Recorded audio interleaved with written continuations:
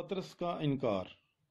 جب پطرس باہر صحن میں بیٹھا تھا تو ایک لونڈی نے اس کے پاس آ کر کہا، تو بھی یسوع جلیلی کے ساتھ تھا۔ مگر اس نے سب کے سامنے انکار کر کے کہا، میں نہیں جانتا کہ تو کیا کہتی ہے۔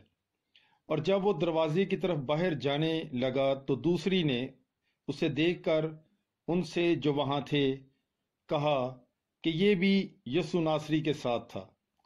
تب اس نے قسم کھا کر پھر انکار کیا کہ میں اس آدمی کو نہیں جانتا۔ تھوڑی دیر بعد انہوں نے جو وہاں کھڑے تھے پاس آ کر پطرس سے کہا، بے شک تو بھی ان میں سے ہے، کیونکہ تیری بولی ہی ظاہر کرتی ہے۔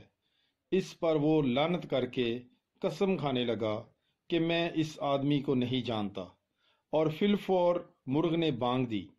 تب پطرس کو یسوع کی وہ بات یاد آئی جو اس نے کہی تھی کہ مرغ کے بانگ دینے سے پہلے تو 3 بار میرا انکار کرے گا۔ وہ باہر جا کر زار زار رویا۔ آمین۔